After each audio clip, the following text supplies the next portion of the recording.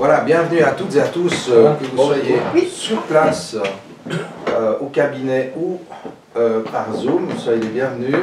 Peut-être d'autres personnes nous rejoindront encore en cours de route ou peuvent avoir quelques minutes de retard, tout le monde est bienvenu à sa manière. Et donc, ce soir, on va aborder un sujet qui est assez, comment dire, c'est un sujet dans lequel il est difficile de ne pas dire de bêtises. Alors, je vais faire de mon mieux pour dire le moins possible, mais je vais sûrement dire quelques-unes. Parce que c'est un sujet, les régressions dans les vies antérieures, évidemment, qui font appel à la croyance, les croyances en la réincarnation, en vie successive. Et donc, on va avoir l'occasion de parler de ces vies possibles, et donc de l'âme qui se promène d'une vie à l'autre.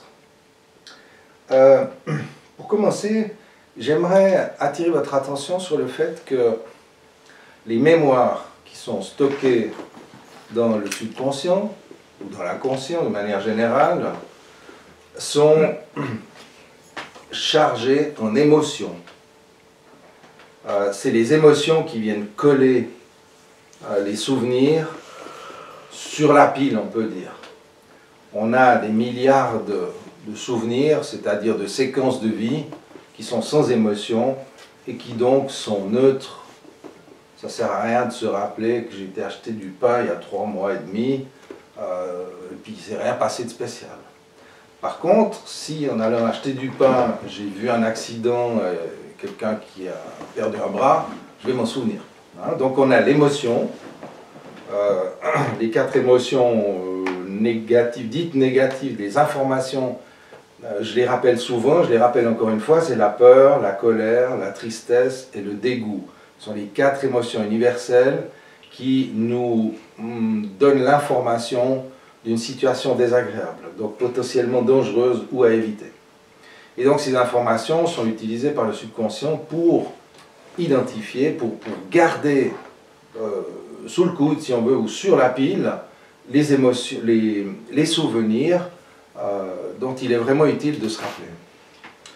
Quand on parle des émotions universelles, il y en a quand même 2 négatives, c'est pas très équilibré, puisqu'on a 2 positives, pardon, on a 4 négatives et 2 positives. Et les 2 positives sont la joie et l'enthousiasme. Certains disent la curiosité, peu importe comment on l'appelle, mais cet élan vers quelque chose qui vient d'on ne sait où. Tout d'un coup, il y a quelque chose qui m'intéresse, qui attire mon intérêt, qui attire mon attention et qui me donne envie d'en savoir plus. Curiosité, enthousiasme. Voilà. Donc ça, joie et enthousiasme. Petite parenthèse, l'étymologie du mot enthousiasme, ça veut dire rempli de Dieu. Et il se peut qu'on en reparle un peu durant la soirée. Donc, nos souvenirs, nos mémoires sont étiquetés au moyen des émotions. Et c'est ça qui les rend comme, voilà, prégnantes et importantes. C'est ça qui amène ces mémoires à avoir un sens particulier pour nous. Alors, quand on parle des mémoires, évidemment, comme on aborde ce sujet des régressions, particulièrement dans les vies antérieures, ben évidemment qu'on va faire appel aux mémoires. Et j'aimerais attirer l'attention sur le fait que l'inconscient est une machine à créer des informations. Elle sert à créer, c'est l'imaginaire, c'est le monde de l'imaginaire. Alors certes, notre imaginaire va être orienté, va être alimenté, si on veut, les matériaux de ce qu'on va imaginer sont issus de nos mémoires. Un petit peu comme un peintre qui fait un tableau, bah, il va utiliser des tubes de couleurs. Hein. Donc on va utiliser nos tubes de couleurs mémoire pour créer un imaginaire. Ça ne veut pas dire que que ce qu'on crée, c'est la réalité. Il n'y a qu'à penser à tous les peintres qui font de la peinture abstraite. Hein. Ils produisent bien quelque chose, une sensation, quelque chose qui est de leur intérieur, de leur monde intérieur, et ce n'est pas forcément réel. D'accord? Ici, j'ai quelques tableaux, il y en a pas mal dans la maison, parce que j'ai mon papa qui était peintre, et puis il faisait justement pas mal de peintures abstraites, et donc c'est un bon exemple, je trouve, de ce que la capacité du cerveau à créer des nouvelles choses à partir de ses propres matériaux de base, donc qu'est-ce qui a été mémorisé dans le passé. Il y a donc un imaginaire très important, très puissant, qui nous amène potentiellement à créer des faux souvenirs. Et ça, c'est important de le souligner. On est capable de créer.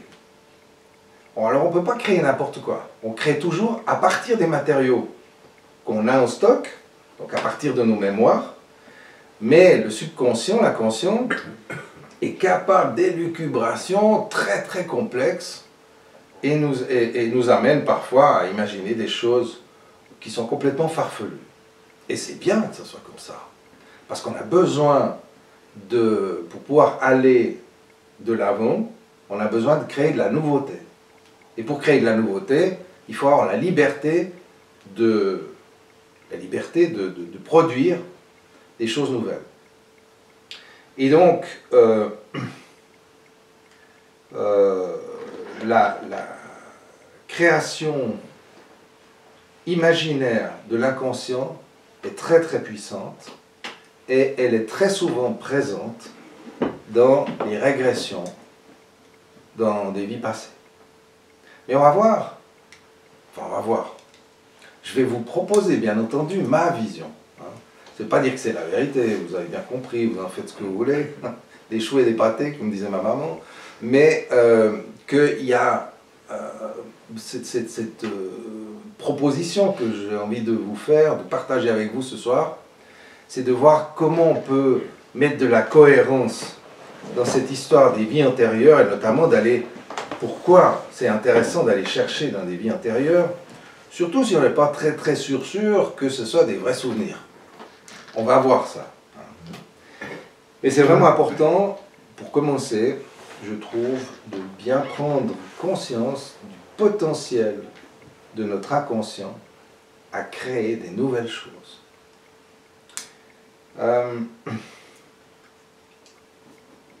Il y a naturellement une tendance à la distorsion de la réalité. On étudie ça en psychologie, hein, on a les névroses par exemple, qui nous permettent d'équilibrer notre perception du monde en l'arrangeant un petit peu comme on a envie. Imaginez des choses toutes simples comme le fait de devoir aller bosser le matin et puis il fait un temps de chien, il y a le blizzard et tout, c'est vraiment pas drôle, vous pouvez vous habiller, il pleut, c'est humide. Alors la plupart des gens vont peut-être râler, mais il y en a qui ont la capacité à trouver quelque chose de bien là-dedans. « Ouh, c'est revigorant ce matin !» Ce qu'on appelle la pensée positive. Et donc on a la capacité, ça c'est la névrose si on veut, c'est le fait de créer quelque chose qui n'existe pas pour nous arranger la vie. On est tous névrotiques, il n'y a pas d'exception. On a tous des petites névroses, enfin des névroses. Une névrose, c'est pas grave, c'est tout à fait ok. C'est le moyen que l'inconscient a pour arranger la vie, le fait que les choses, notamment les douleurs ou les difficultés de la vie, soient plus faciles à vivre. Ça peut être simplement de dire qu'on va mal avec le sourire. Et ce sont des astuces mentales pour pouvoir supporter le quotidien. On appelle la condition humaine, qui n'est pas tous les matins ou tous les jours super confortable. Alors la névrose, c'est ok.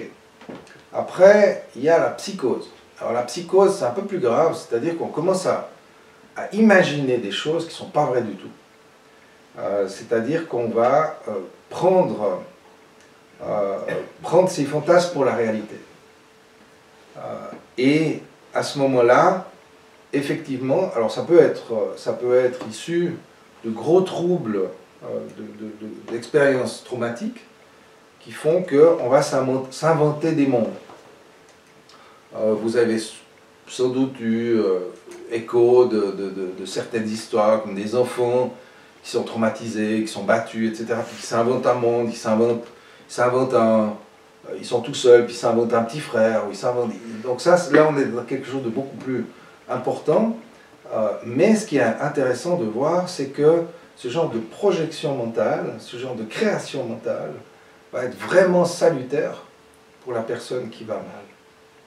Alors, évidemment, il ne faut pas, comment dire ça, pas jeter le bébé avec l'eau du bain, hein, il y a des choses qui sont bonnes. Et puis, ce qu'on peut comprendre pour un enfant qui n'a pas d'autre moyen de survivre dans une situation difficile, on va moins le comprendre pour un adulte qui va peut-être fuir dans des rêves, dans des croyances, dans des paradis artificiels, etc. Et donc,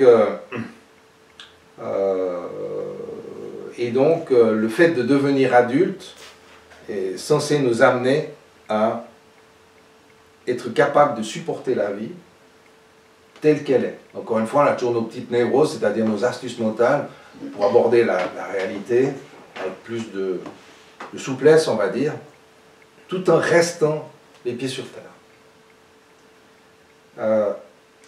Il y a des gens qui ont des croyances un peu folles, et souvent c'est parce qu'ils ont de la difficulté à accepter le monde tel qu'il est.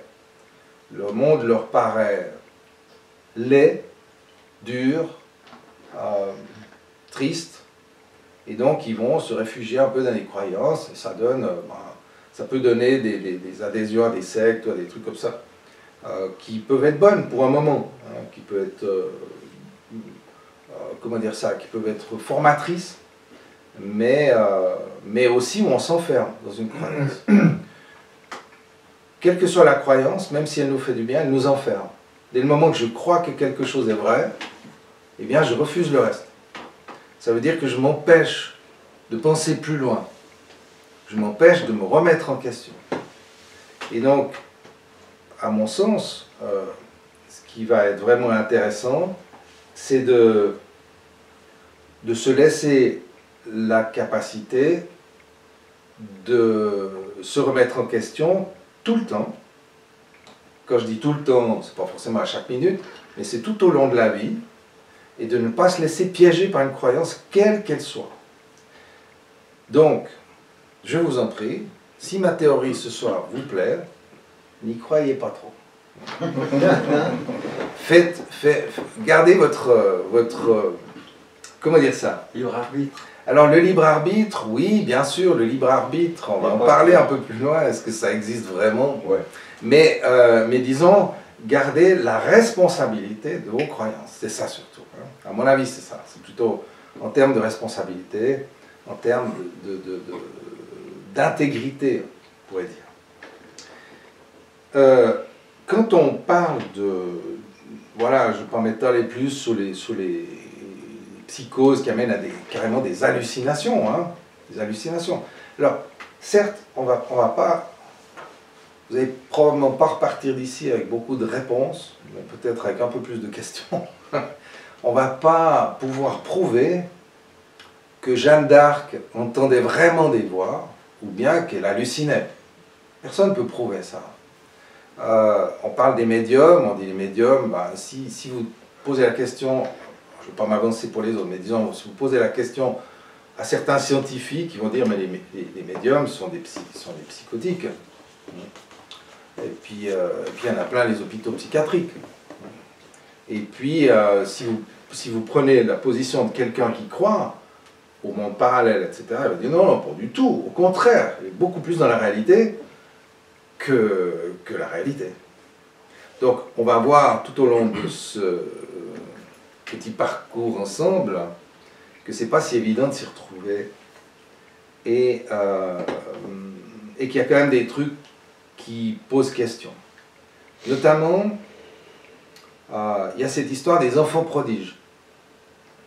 Les enfants prodiges qui parlent plusieurs langues, ou qui parlent à peine qu'ils sont sortis du ventre de leur mère, ou qui marchent, je sais pas... Très vite. Ouais, très vite, je sais pas combien de semaines, ils marchent tout de suite, pratiquement. Alors il y a des mythes là-dessus, il y a le mythe du Bouddha, donc de Siddhartha, quand il est né, il a marché tout de suite et il a fait un discours. Il a fait un discours aux gens qui étaient là, un discours très élaboré, puis après il était dormir dans sa couche, et puis il a recommencé à sucer son pouce. Mais il y a eu quelque chose comme ça. Alors, mythe ou réalité, on ne saura jamais. Mais il y a beaucoup de mythes qui soutiennent ça, et qui, à mon sens, font le jeu de cette histoire de la réincarnation. Et on va voir un peu plus loin qu'est-ce qu'on peut comprendre, qu'est-ce qu'on peut en tirer pour nous, pour soi, hein, pour notre quotidien aussi. Alors il y a les enfants prodiges, et puis il y a tous ces mythes qui gravitent là autour. Il y a un cas que j'aime bien particulièrement, qui me le laisse toujours pantois, c'est le cas d'Edgar Cayce, vous connaissez peut-être, oui, qui était un photographe au départ, et puis qui avait rien qui n'a jamais fait de démarche spirituelle particulière ou de recherche, et puis, mais par contre quand il dormait, il parlait. Et puis il s'est mis à parler, sa femme, qui l'empêchait de dormir, a fini par écouter, par prendre des notes, parce qu'il donnait des informations sur les voisins, sur les gens, etc. Il donnait des informations sur un tel, à telle maladie, il devrait prendre tel traitement, etc. À tel point que ils ont fini par essayer, ça a marché, et ce gars a passé sa vie à dormir. Il se mettait sur son canapé, les gens venaient, il s'allongeait, il s'endormait, et durant son sommeil, eh bien, il disait, vous avez telle maladie, il faut prendre tel traitement, et il a soigné, guéri des milliers et milliers de personnes.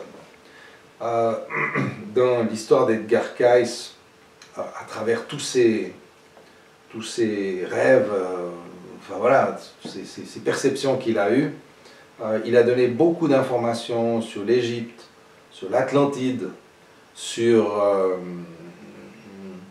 toutes ces choses de vie passée. Hein. Et donc c'est assez étonnant, surtout que ça s'est quand même vérifié. Intéressant, qu'est-ce qu'il faut croire? Alors, il y a des choses effectivement qui nous dépassent. Du moins, a priori. Puis après, quand on se gratte un peu la tête, bon, il faut dire que moi je me la suis beaucoup gratté à ce sujet. D'ailleurs, j'ai perdu quelque chose, peut-être à cause de ça. Non, mais c'est un sujet qui m'a toujours passionné. Je crois que la première fois que j'ai osé aborder cette histoire de la réincarnation, je devais avoir peut-être 25 ans, un truc comme ça. Avant, j'étais un bon petit catholique qui pensait qu'on n'avait qu'une vie, puis qu'à la mort on allait au paradis si on avait été gentil. Aux enfers, je ne voulais pas trop y croire. Mais c'était assez simple, c'était assez carré, disons, comme vision, assez limitée, évidemment. Comme toute vision, comme toute croyance, ça nous limite. Donc j'ai eu, après une grande période où je me suis ouvert sur ces idées de la réincarnation, je me suis intéressé aux philosophies orientales, c'est devenu une évidence. Et puis pendant une grande partie de ma vie, j'étais limité par la croyance en la réincarnation. C'était une autre limitation. Elle était un peu plus grande que la première. Néanmoins, il y a encore une limitation. Dès qu'il y a une croyance, il y a une limitation. Et donc, cette histoire de la réincarnation, quand on regarde l'histoire d'Edgar Cayce, mais il y en a plein d'autres, hein, eh bien, ça a tendance à démontrer quand même qu'il y a quelque chose qui se passe. Néanmoins, il reste des questions absolument sans réponse. Et on va voir ça un petit peu ensemble. Les vies antérieures. Alors bon, je sais que j'ai l'habitude de parler pas mal. Hein. Vous me connaissez, certains. Qu'est-ce que vous en pensez, vous, des vies antérieures? Pour qui c'est évident? C'est bien sûr les vies antérieures. Moi, j'étais chez une dame qui faisait la reprogrammation cellulaire. Oui. Ellul. Elle est à Crèveron, je ne sais pas si vous connaissez. Non, reprogrammation. Ah oui, ça me dit quelque chose. Oui. Reprogrammation cellulaire, donc elle travaille au niveau cellulaire sur comment dire ça, les influences généalogiques, Tout à fait, ouais. l'influence des ancêtres, les mémoires cellulaires, etc. Ouais. Ouais, c'est un peu du chamanisme. Ouais, tout à fait. Ouais. Tout à fait. Mais ça m'a pas fait grand-chose. En fait. J'ai pas eu de... Ok, vous n'avez pas guéri comme ça en un claquement. Pas guéri, mais j'ai pas vu un... Ok. Après, je suis aussi chez la Michel, la fameuse, assez connue, quoi, qui parle avec les anges. Là. Une Michel qui parle avec les anges. Bon, ouais, ok. Elle est Yverdon, en fait. C'est une dame d'un certain âge, avec un couteau et un crisquel, et puis une voix un peu de sorcière et tout ça. D'accord, d'accord. Ouais, et puis elle aussi, en fait, elle voit le vie intérieur, je pense. Ouais. Alors, il y a beaucoup de personnes qui effectivement pratiquent la connexion avec l'au-delà et puis qui peuvent avoir des visions, des messages intéressants. Alors comme on ne peut rien prouver, il y a aussi, c'est ouvert au charlatanisme, à tout va, on n'en sait rien, hein, effectivement. Donc je pense que la plupart des gens qui font ça le font de bonne foi. Maintenant, est-ce qu'ils sont branchés ou est-ce qu'ils sont psychotiques? J'en sais rien. Mais on va voir un peu plus loin qu'il y a d'autres manières de voir le truc. Yvon, toi, tu es aussi un adepte de la réincarnation. Ouais, d'accord. Mais on peut le prouver. Hein. Pardon? Il y a des preuves. Alors, qu'est-ce que tu dirais comme preuve? La preuve, c'est que par exemple, la personne, je ne connais pas tes grands-parents ou tes arrière-grands-parents, mais je pourrais te parler d'eux. Donc du coup, finalement, d'où je viens mes preuves? Ça veut dire qu'avant de te rencontrer, j'aurais dû aller faire toute la généalogie, puis parler de ça, puis parler de choses que j'ai aucune idée. Et donc forcément, il y a bien une... après que ce soit des preuves... oui, il y a des exemples en fait. Oui. Bah, comme on disait, Edgar Cayce, les enfants prodiges, alors, il y a tout un tas de trucs qui tendent à démontrer qu'en tout cas, il y a quelque chose qui nous échappe. Maintenant, la réincarnation, c'est autre chose que la connexion avec l'au-delà. Hein? Se connecter avec l'au-delà, se connecter à des esprits, peut-être, c'est encore autre chose que la réincarnation. Hein? L'esprit qui reprend corps. Peut-être qu'il faudrait fixer la définition de la réincarnation. Il y a la notion de karma. Oui, on va avoir l'occasion de le faire, je pense. Mais je ne sais pas quel est ton avis à ce sujet. Non, parce qu'après, il y a des gens qui pensent qu'on est un corps avec une âme. Il y en a d'autres qui pensent qu'en fait, on est une âme qui utilise un corps ici, dans cette vie, en fait. Ouais. Parce que forcément, ce qu'on pense, c'est pas matérialisable. Ouais. Donc forcément, une fois qu'on n'est plus là, cette pensée, il faut bien qu'elle aille quelque part. Peut-être. Bah, sinon d'où vient-elle? Oui, tout à fait. Bien sûr, bien sûr. Donc après, forcément, on peut se poser la question, qu'est-ce qui se fait avec cette âme? Et puis c'est là qu'on peut parler, ou on pourrait parler enfin ça c'est ma vision, de réincarnation, puis de se dire, bah, effectivement, cette âme, une fois qu'elle utilise ce corps, puis à bout d'un moment, bah, elle va se balader. Ici ou ailleurs, des personnes peuvent rentrer en contact avec cette âme, puis tout d'un coup, bah, elle vient se réincarner ou reprendre vie dans un corps pour revivre autre chose. Oui, bien sûr, bien sûr. Il y a une certaine logique, c'est moi que ma voiture est foutue, bah, j'en achète une nouvelle pour continuer mon voyage. Oui. Il y a plus de véhicules que d'occupants. C'est un peu l'idée. Il y a plus de véhicules que d'occupants. C'est possible, oui, mais c'est une très bonne question. Parce qu'il y a des choses qui, voilà, il y a des choses qui posent question quand même avec ça. Et c'est là où tout l'intérêt d'en parler et d'échanger à ce sujet. C'est des gens qui ont vendu leur âme. Si je suis bien ce que vous avez dit, il y a des voitures, des véhicules qui seraient vides, ou des corps qui sont vides d'âme, c'est ça? C'est-à-dire que si on a une âme, on meurt, ben, on n'a plus notre véhicule, notre corps.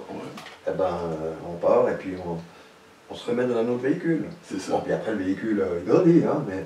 Donc tu veux dire qu'on se réincarne dans un bébé. Dans un bébé, mais ça veut dire que ça fait beaucoup d'enveloppes, plus d'enveloppes que d'âmes. Oui. Ah oui, maintenant on est enterré. Non, c'est un... Tu vois, donc tu vois comment? Ben, disons, si on compte, si moi je me suis réincarné 10 fois, disons 100 fois, ou 1 million de fois, parce que ça reste la même âme. précisé. Donc il y a une âme avec plein de corps différents. Voilà, c'est pour ça que je dis. Mais sur le temps, ils ne sont pas tous ensemble. Non, mais ça fait quand même. Il y a quand même, vu que la population mondiale quand même grandit de milliard en milliard. Ouais. Bon, ces âmes et ces corps, en fait, c'est pas qu'il y a toujours le même nombre. Quoi. Alors il y a un peu une... Alors, effectivement, ça c'est des questions qu'on peut se poser. Il n'y a pas toujours le même nombre de personnes sur Terre. Donc est-ce que d'où viennent ces âmes Alors est-ce que Dieu n'a rien d'autre à faire tous les matins que de créer des nouvelles âmes? C'est son job, je ne sais pas, il passe son temps à faire ça. Ouais, parce que pour la réincarnation, en fait, bien de se réincarner, ok. Mais ça fait 1 et 1, oui. Mais vu que ça fait toujours, comment dire, en gros, il y a plus de gens qui naissent qui meurent. Oui. La population est... Alors tout à fait. Maintenant, cette logique, elle tient seulement si on dit on se réincarne que dans des êtres humains. Voilà, c'est... Mais les âmes, elles peuvent venir peut-être d'ailleurs dans l'univers. Ouais, c'est infini. Et choisir de venir s'incarner sur Terre pour une raison particulière. Et c'est pour ça qu'il y a de plus en plus de monde. Ouais, puis ça dépend de quelle dimension. Parce que si on croit aux univers parallèles, on peut changer de... Il y a c'est infini les possibilités. Ouais, c'est infini, Tout et puis il peut y avoir plusieurs occupants dans un véhicule. Oui, bien sûr. Il peut arriver qu'il y ait plusieurs. Bien sûr. Qui peuvent parasiter Enfin, je dis bien sûr. Le conducteur. Bah, ça, c'est des bipolaires, quand il y a plusieurs personnes dans les Pas voitures. forcément, mais ça peut Ouais, être genre, le cas. tu le sens pas. Ça peut être le cas des bipolaires, mais effectivement, il y a certaines croyances qui amènent à penser que bah, on a des squatters. Voilà, des squatters, des parasites, on peut les appeler comme on veut. Des personnes qui sont perdues ou qui ne se sont pas rendues compte, comme on a des fantômes dans une maison, parce qu'ils sont morts, mais ils n'ont pas capté qu'ils sont morts, donc ils continuent à vivre normalement dans leur maison. Des entités. Des entités. De la même manière qu'une entité peut rester dans une maison, une entité peut habiter quelqu'un, l'un d'entre nous, ou possiblement tout le monde, parce qu'elle vit par procuration, en fait. Elle vit une expérience par procuration. Puis si sa présence est très forte, là on peut arriver à effectivement des dédoublements ou multiplications de personnalités. On se fait parasiter, en quelque sorte. Ouais. C'est pas un très joli terme, parasiter, parce que c'est pas des entités qui sont forcément négatives. Non. Mais elles sont plutôt un peu perdues. Elles n'ont pas capté qu'elles doivent poursuivre leur chemin. Bah, c'est une théorie, hein. On est dans les théories ici, hein. On est dans des croyances. Ouais, parce que d'après les transhumanistes, dont je ne me rappelle plus de son nom, c'est un des hauts placés chez Google, il a écrit un livre, toute une théorie sur ce livre s'appelait La mort de l'âme. Ouais. Ce qui expliquait scientifiquement qu'on n'est qu'un amalgame d'atomes et que du coup on a juste un cerveau qui est dans ce corps. Et puis que potentiellement, dans sa théorie, on pourrait transférer son cerveau dans une machine, oui. Et donc survivre, et puis voilà, continuer comme ça. Alors ça, c'est... Ouais. Pour certaines personnes très scientifiques, très claires, enfin, appelez-les comme vous voulez, il n'y a rien, l'âme n'existe pas. L'âme, ouais, aujourd'hui, il y a des gens qui pensent ça. Je pense qu'on peut effectivement prendre un peu de temps pour parler de ça, parce que il y a... comment dire? Il y a une certaine hiérarchie dans la construction de l'être. Mon cerveau, il est plus important que mon corps. C'est mon cerveau qui pilote le corps. Bon, l'un ne va pas sans l'autre, vous me direz. Hein. Mais disons que c'est lui qui dirige le corps. Un cerveau et un corps, bah, c'est le cas de tous les animaux aussi. Hein, je veux dire. Ils ont peut-être un cerveau plus petit, mais ils ont un corps qui marche bien. Donc un cerveau un cerveau développé comme celui de l'humain va pouvoir faire plus de choses, mais il a toujours le même corps. Le cerveau est plus développé et plus important que le corps. Dans le cerveau, il y a les connexions électriques, les connexions neuronales qui vont permettre la multiplicité de la créativité dont on parlait tout à l'heure, de l'imaginaire, et donc capable de créer des nouvelles réalités. Ce que le corps ne peut pas faire. Le corps, il est dans la matière, le cerveau, il accède déjà à une certaine part d'antimatière, dans le sens, enfin d'antimatière, il est un peu hors de la matière dans le sens où il est capable de créer l'imaginaire. Le corps ne peut pas créer l'imaginaire. Et puis l'âme, c'est encore autre chose. L'âme, c'est c'est ce qui va donner l'intention, en fait. Oui, le cerveau, tu appelles, c'est le mental pour toi? Le cerveau, c'est la machine mental. Biologique. Hein, disque dur. C'est la machine biologique de pilotage du corps. Et comme il y a des neurones il y a des neurones dans tout le corps. Peut-être c'est pas seulement le cerveau qui dirige, mais c'est tout le corps justement. Enfin, c'est juste une question. Parce qu'on trouve des neurones maintenant partout. Ouais. Donc le corps, je pense qu'il réfléchit aussi. Oui, on peut parler. Cœur aussi, le cœur. Alors le cœur, c'est autre chose. On va en parler un peu plus loin.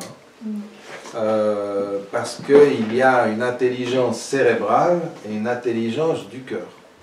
Le cœur est capable de perception, et ça se mesure. Hein. Il sent des choses, ou il perçoit des choses avant le cerveau. Alors, c'est très court, hein, mais on a les moyens de le mesurer. Donc le cœur va percevoir des choses que le cerveau va mettre plus de temps à percevoir. Même si c'est des fractions de millisecondes, on peut le mesurer. Donc on a des perceptions au niveau du cœur. De nouveau, le cœur pour toi c'est le cœur physique ou c'est l'émotion? Le cœur physique. Le cœur physique. Ouais. Mais, et là on commence à s'approcher du vif du sujet, c'est le problème de considérer les choses avec la physique.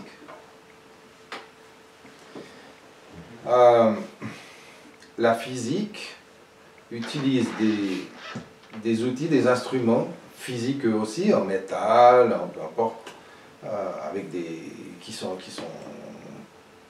matière, pour mesurer l'univers physique.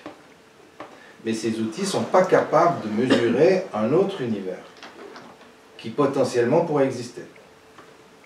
Et qui existe. Maintenant, la physique quantique démontre ça de manière assez évidente. C'est vraiment bien connu, c'est plus des idées farfelues en l'air. C'est qu'il y a un autre plan d'existence, enfin un autre plan qui existe que le plan physique. Et ça se démontre assez facilement, en fait, en tout cas on peut l'imaginer assez facilement, c'est que la matière, elle ne peut exister que dans le temps, que dans un temps linéaire. C'est-à-dire que la matière, elle va être créée à un moment donné, c'est-à-dire les atomes vont se former pour créer de la matière, quelle qu'elle soit, que ce soit du bois, du métal, peu importe. Des atomes, des molécules vont se mettre ensemble sur une réaction chimique qui va créer de la matière.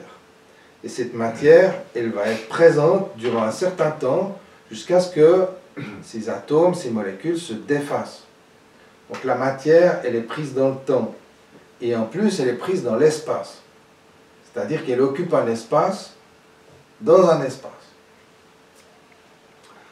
Et donc ces trois choses vont ensemble. Le temps, la matière et l'espace.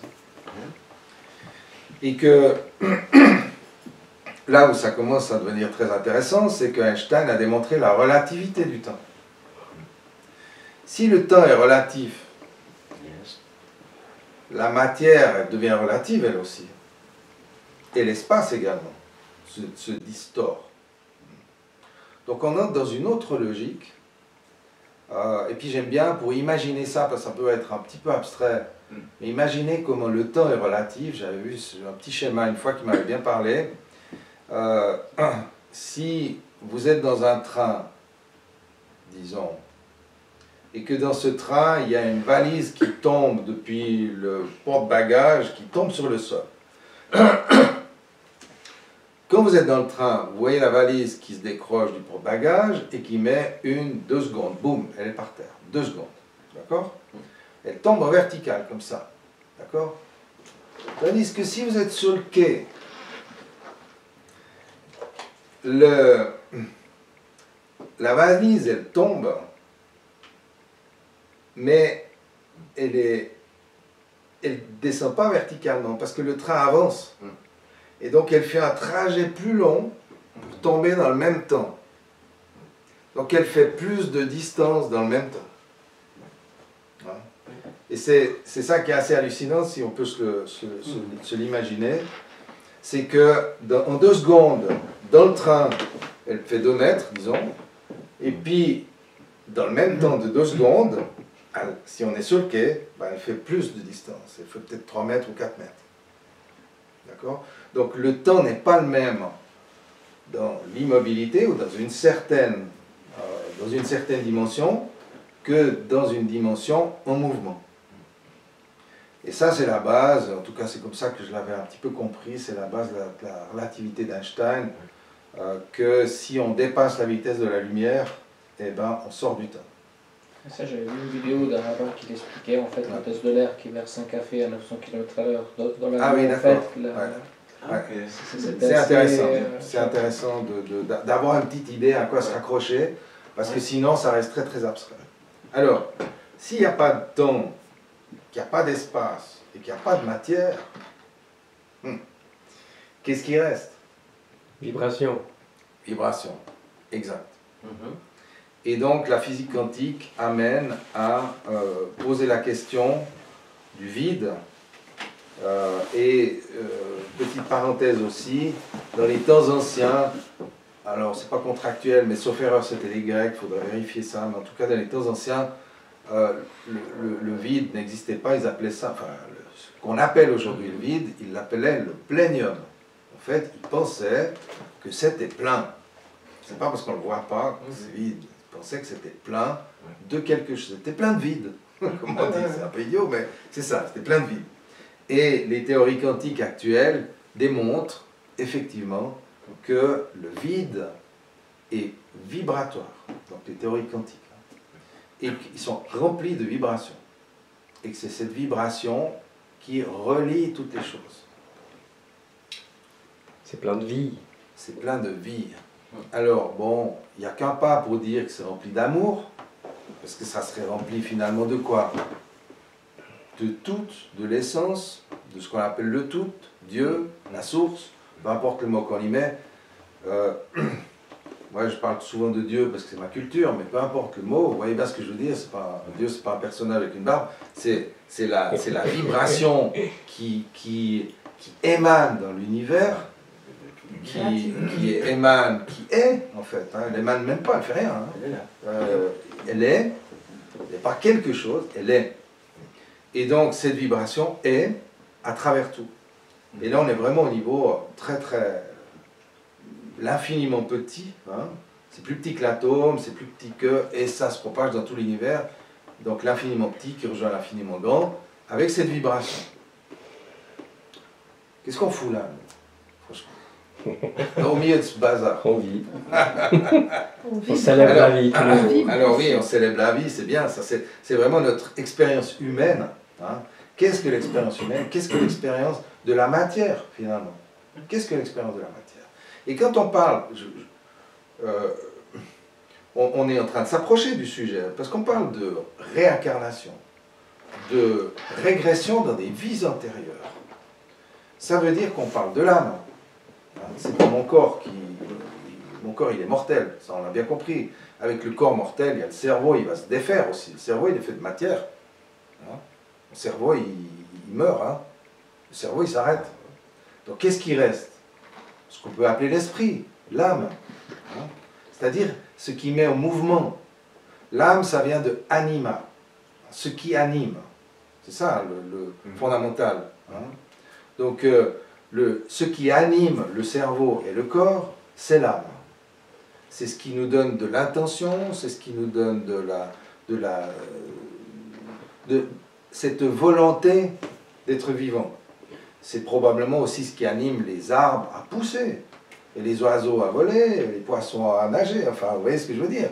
S'il y a quelque chose qui anime la vie, et peut-être la terre à tourner aussi, à différents niveaux de l'existence, là, il y a une âme. Et c'est pour ça qu'on parle de karma personnel, de karma familial, de karma animal, de karma végétal, de karma planétaire, parce qu'il y a une âme dans toute chose, quelque chose qui l'anime. Et ce quelque chose qui l'anime, c'est l'âme.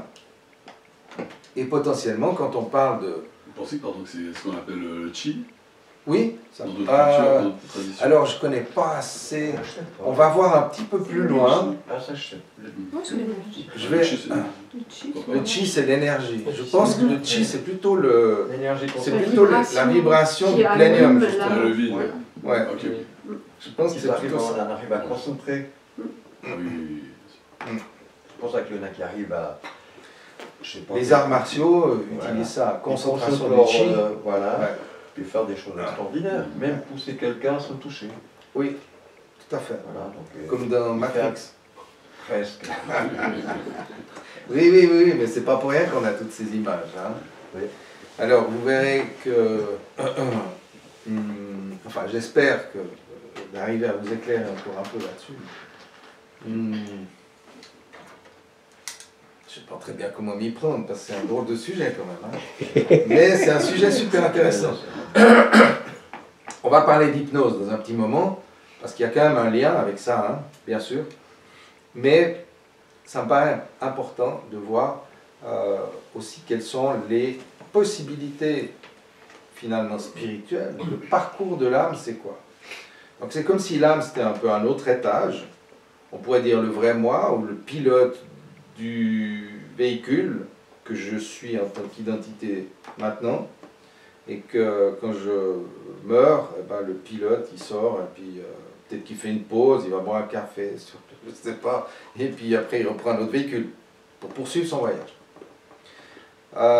Il y a pas mal de croyances aussi autour de ça, avec ce qu'on appelle parfois les familles d'âmes, les âmes sœurs, les flammes jumelles, les gens qui ont cette perception qu'on peut avoir au niveau de l'âme, donc soit entre deux vies, soit dans les vies, à travers les vies, des liens comme d'équipe, un peu, travail d'équipe, on pourrait dire. Peut-être, c'est possible. En tout cas, cette croyance existe. Les familles d'âmes, les alliances, et c'est pas sans intérêt, cette histoire d'alliance d'âme. Et j'ai envie de vous raconter une petite histoire, parce que ça m'éveille une petite histoire que je n'ai pas racontée depuis longtemps. C'est l'histoire entre deux vies d'une âme qui retrouve dans une grande grotte comme ça, où les âmes se retrouvent entre deux vies. Et puis cette âme, elle se prépare à se réincarner, à retourner pour continuer son expérience. Et donc, elle monte sur le podium, au micro, allô, allô. Et puis elle dit, bah, écoutez, il y a plein d'âmes qui sont là, elles sont très nombreuses. Bah, pour ma prochaine incarnation, bah, j'aurais besoin d'avoir, je sais pas moi, des collègues de travail, des amis, etc. Qui veut jouer le jeu de ça? Alors il y a plein de mains qui se lèvent, ouais, moi, super. Ok, et puis alors l'âme continue en disant, bah, dans cette prochaine incarnation, j'aurai aussi besoin d'avoir des gens plus proches de la famille, mes parents, ou des frères et sœurs. Qui est d'accord? Ouais, moi je veux bien. Alors il y a quelques mains qui se lèvent. Et puis, ben, j'aurais besoin peut-être d'un conjoint ou d'une conjointe. Il y a une main qui se lève. Ok. Peut-être deux d'ailleurs, ils sont en train de se disputer la place. Un beau gosse. Et puis l'âme termine en disant, écoutez, là, ben, dans la prochaine incarnation, je vais avoir besoin d'un ennemi aussi, qui va m'entraîner à me dépasser, pour apprendre à pardonner. Alors là, il n'y a pas grand monde qui se bouge, puis il y a quand même une main qui se lève, en disant, bah écoute, tu m'as tellement aimé, je t'ai tellement aimé, que je veux bien faire ça pour toi. Émotion. Ah, ouais. Chaque fois, C'est une histoire C'est joli. ouais, c'est magnifique. très touchante, je Ouais. trouve. Ça aide. Et donc, il se peut qu'il y ait des accords, des alliances, pour que les âmes s'entraident à évoluer. À évoluer vers quoi? Vers l'amour, probablement. Puisque il semble, en tout cas, on peut le penser que Dieu est amour, s'il y a une vibration qui est unificatrice, puisqu'elle est partout, ça peut être que celle-là, sachant que l'amour unifie et que le manque d'amour sépare. Et donc si Dieu est partout et que son essence c'est d'être unifié, ben effectivement c'est ce que nous en tant qu'humains en tout cas on appelle l'amour. Donc ce qui fait du lien, ce qui nous lie. Donc voilà, c'est cette possibilité d'avoir des liens, des familles d'âmes, etc. Et quand on va rechercher dans les vies antérieures, effectivement, souvent, on retrouve des personnes, des âmes, sous une autre forme, qu'on a déjà connues ou qu'on côtoie aujourd'hui. Forcément, sans que ça soit très clair, ça dépend des cas. Des fois, ça l'est, des fois, non. Et donc, ces liens d'âmes semblent exister. Maintenant, il y a un truc quand même, moi, qui m'a beaucoup turlupiné. À quel moment l'âme est-elle créée? Ah, c'est la grande question, ça. Je me suis posé la même question. Ouais. Ça, c'est une grande question. Ah oui. À quel moment l'âme est créée? Mais parce qu'il n'y a pas le temps. Parce qu'il n'y a pas de temps. Alors, comme il n'y a pas de... Oui, comme il n'y a pas de temps. Alors, ça, si le temps, c'est seulement parce qu'on est sur la planète Terre, et puis voilà, mais après... Ouais. Alors, il y a pas de temps. Un avant, un après, il n'y a peut-être pas d'avant et après. Ouais. Parce qu'il y a toujours un maintenant. C'est vrai que c'est une bonne question. Alors, c'est une question très très intéressante parce que elle va se chevaucher avec une autre question qui vient derrière. Est-ce que l'âme a une identité? Est-ce que les âmes sont séparées les unes des autres? Ça va avec. Hein? Et donc, la notion du temps, telle qu'on la conçoit avec la physique, c'est une notion linéaire. On est dans le présent, il y a un passé qui s'est déroulé, et puis il y a un futur potentiel. Ça, c'est la vision linéaire. En réalité, avec la physique quantique, il n'y a pas de passé et il n'y a pas de futur. Ou on pourrait dire que tout est ramassé dans un éternel présent qui serait plutôt vertical. Mais ce n'est pas un mouvement, c'est que tout est empilé. C'est un peu comme si vous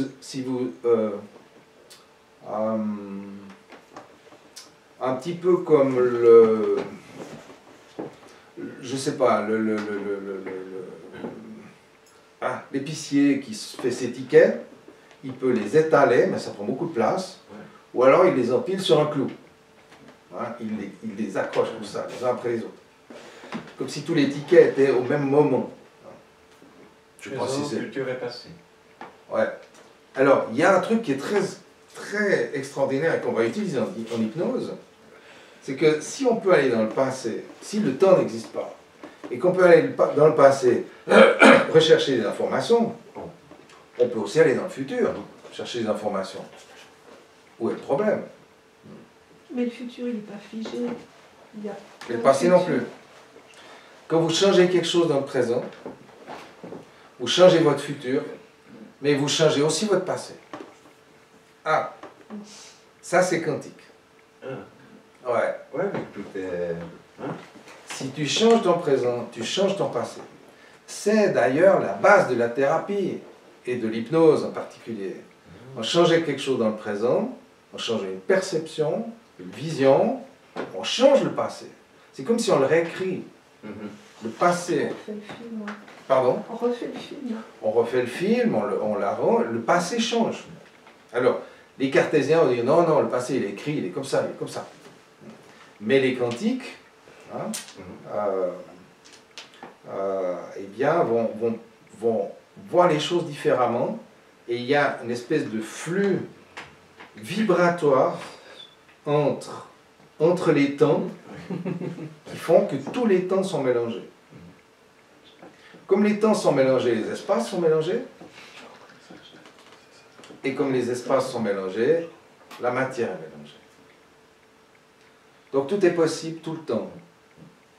Alors, on peut se poser plein d'autres questions encore là autour, où on peut revoir le film Matrix, qui est assez parlant sur ce plan-là.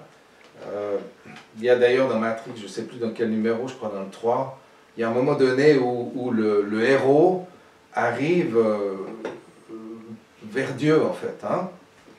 Le gars en blanc, avec la source. La source. Il arrive à la source, et il arrive enfin là, après toutes ses péripéties dans le film, et puis il y a tout plein d'écrans autour de lui qui lui montrent les autres fois où il est déjà venu. Donc tous ces autres passés potentiels. Et donc c'est très comment dire ça, édifiant. À partir du moment où le temps n'existe pas, tous les futurs sont possibles, tous les présents sont possibles. Une des bases de la physique quantique, c'est de dire on ne peut capter la matérialité, la matière, ce qu'on appelle la réalité, que parce qu'on l'observe. Et quand on ne l'observe pas, elle a tous les potentiels.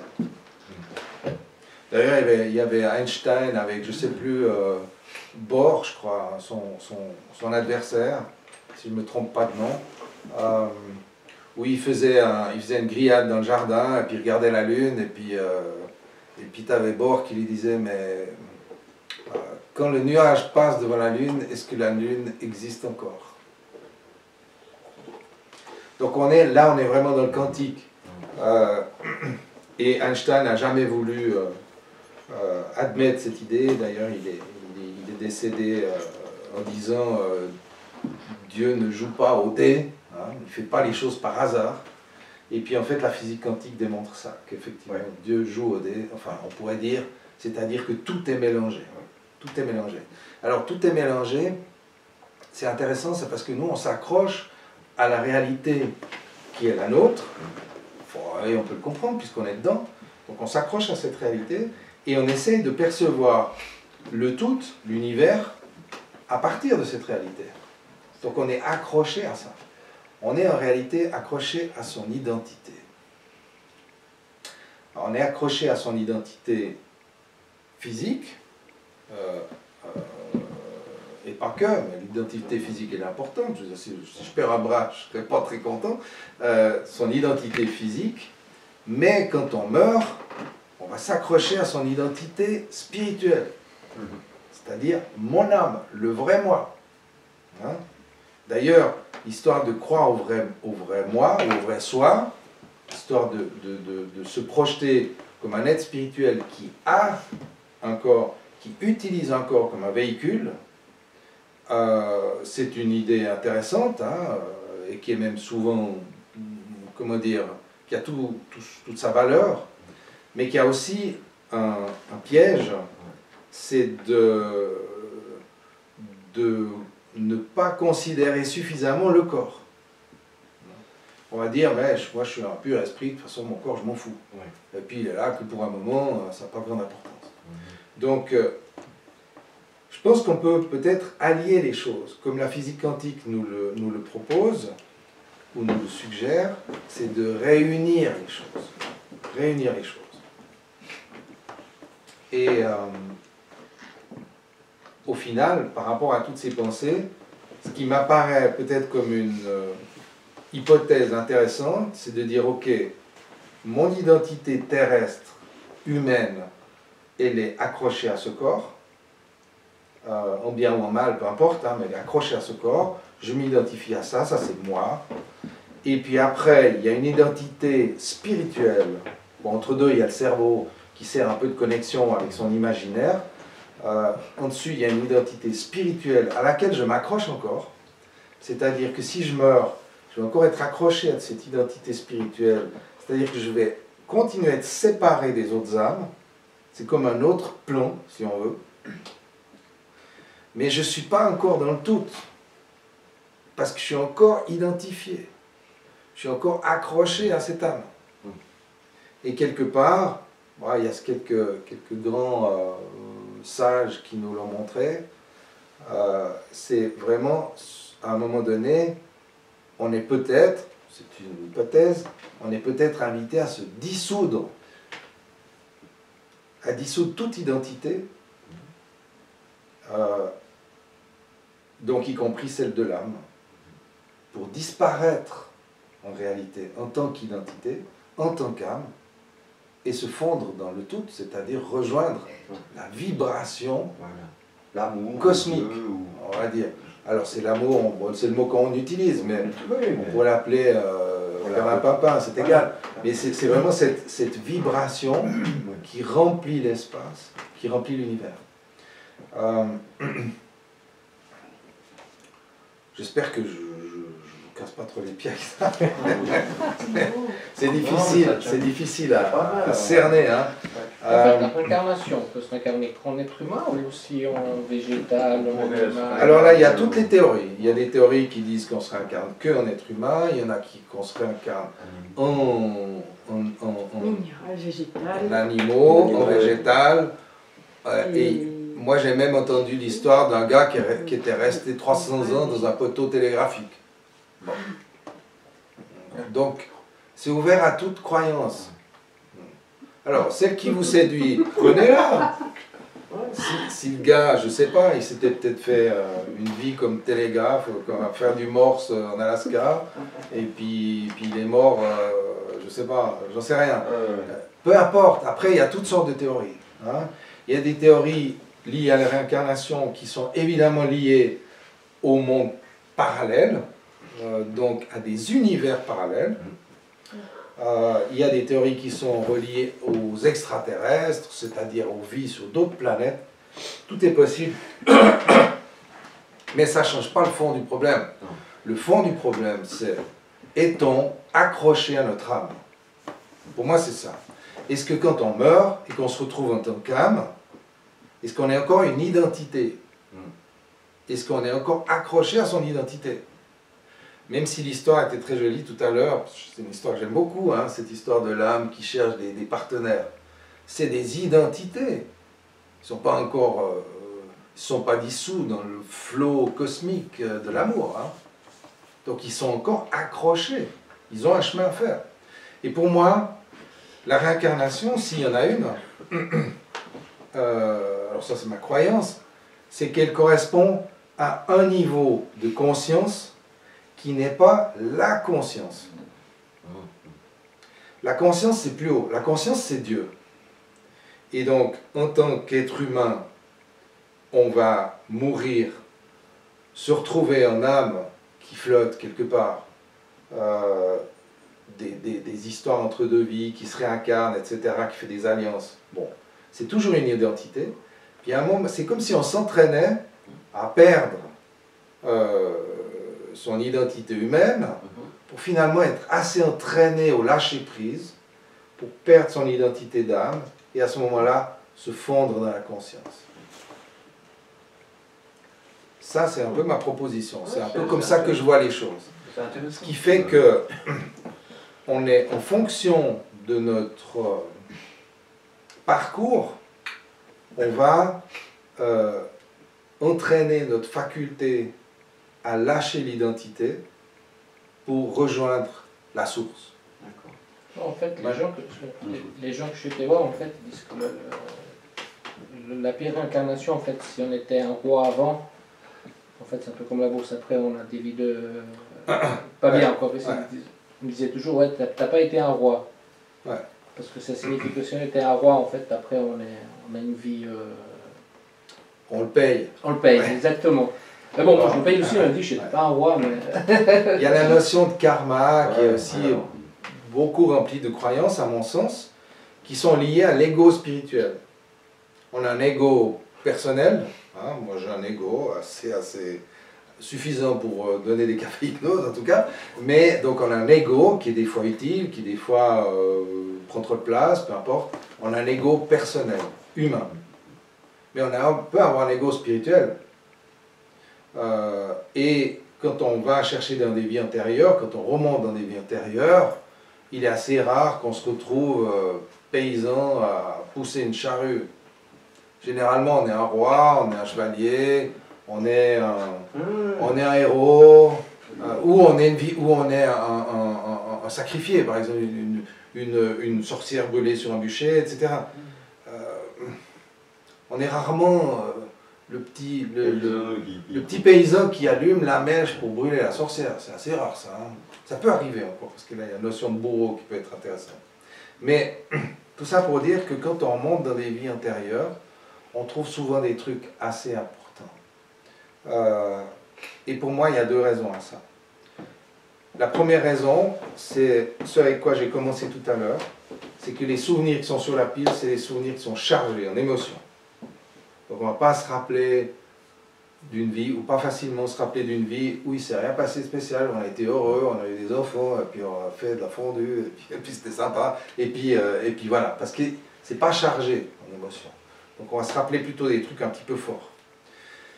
La deuxième raison, c'est qu'à mon avis, on va créer beaucoup de faux souvenirs qui sont utiles. C'est-à-dire que ce que j'ai à régler aujourd'hui, ce que j'ai à comprendre, a besoin de me parvenir sous forme de message.